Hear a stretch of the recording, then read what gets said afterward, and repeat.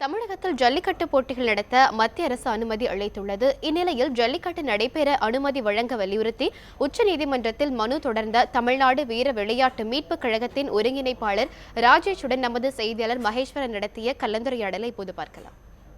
ஜல்லிக்கட்டு போட்டிகளை நடத்துவதற்கு மத்திய அரசு அனுமதி அளித்திருக்கு. குறிப்பாக காட்சிப்படுத்தும் விலங்குகள் பட்டியலிலிருந்து காளைகளை நீக்கியது மாடுபிடி வீரர்கள் மத்தியிலும் ஜல்லிக்கட்டு ஆர்வலர்கள் மத்தியிலும் மிகுந்த உற்சாகத்தையும் மகிழ்ச்சியும் ஏற்படுத்தியிருக்கு. அந்த வகையிலே இதற்காக சட்ட ரீதியாகவும் அரசியல் ரீதியாகவும் பல்வேறு அமைப்புகளை சேர்ந்தவர்கள் போராடினார்கள்.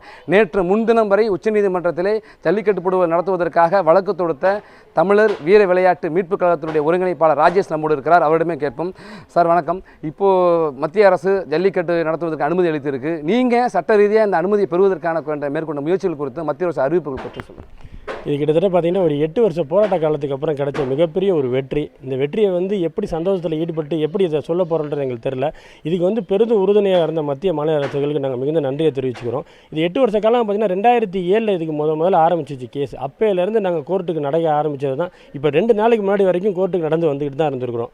ஸோ அதனால் இது நாங்கள் சட்ட ரீதியாக சந்திக்கிறதுக்கும் பல விதமாக பல இதில் சுப்ரீம் கோர்ட்டுக்கும் போயிருக்கிறோம். இப்போ இதில் மத்திய அமைச்சருக்கு கிட்டத்தட்ட ஒரு 5 தடவை டெல்லிக்கு பயணமாக சென்று இதை வலியுறுத்திருக்கிறோம். ஸோ மத்திய அமைச்சர் எங்களோட கோரிக்கைகளை ஏற்று இதுக்கு நல்ல ஒரு சொல்யூஷன் கிடைக்கும்னு சொல்லிக்கிட்டு தான் இருந்தார். பட் அது நம்ம காலப்போக்கில் கொஞ்சம் மங்கின மாதிரி தெரிஞ்சாலும் இப்போ இன்றைக்கி கிடச்சிருக்க செய்தி மிகப்பெரிய இனிப்பான செய்தி. இன்றைக்கி கிடச்சிருக்க செய்தியை வச்சு நாளைக்கு ஜல்லிக்கட்டு நடத்துகிறதா இருந்தாலும் மக்கள் ரெடியாக இருக்காங்க. கண்டிப்பாக நடத்துறதுக்கு எல்லா நடவடிக்கையும் எடுத்துருவாங்க.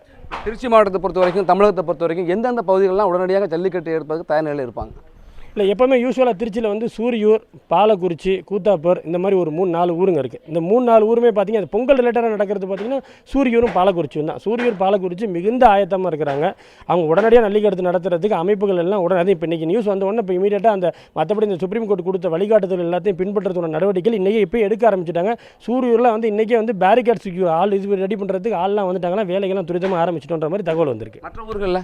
மற்ற ஊர்கள் இப்போ பார்த்திங்கன்னா இப்போ அடுத்து அவனியாபுரம், அலங்காநல்லூர், பாலமேடு அவங்க எப்போதுமே ரெடியாக தான் இருக்கிறாங்க. அவங்க கிட்டத்தட்ட இந்த அறிவிப்பு ஒரு 6 மாத காலமாக வந்ததுலேருந்து அவங்க அவங்கள களத்தை ரெடி பண்ணி தான் வச்சுட்டு இருக்காங்க. ஸோ அவங்க இன்றைக்கும் நடத்தினா இப்போ முதலே சொன்ன மாதிரி தான் நாளைக்கே நடத்த ரெடியாக இருந்தாலும் அவங்க நடத்துறது ரெடியாக இருக்காங்க. எல்லா ஊர்லேயும் ஒரு மிகப்பெரிய இது ஒரு கொண்டாட்டமாக தான் இருக்குது.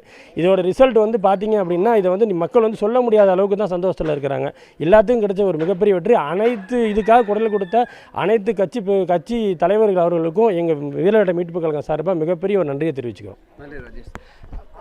இந்த வீர விளையாட்டுக்கு கொடுத்திருக்கிற அனுமதியானது மாடுபிடி வீரர்கள் மத்தியிலும் ஆர்வலர்கள் மத்தியிலும் மிகுந்த உற்சாகத்தை ஏற்படுத்தியிருக்கு. பல்வேறு இடங்களிலே இப்பொழுதே போட்டிகளை நடத்துவதற்கான ஏற்பாடுகளை செய்ய தொடங்கியுள்ளார் என்பது இந்த ஒருங்கிணைப்பாளர் சொல்லி தெரிவித்திருக்காங்க.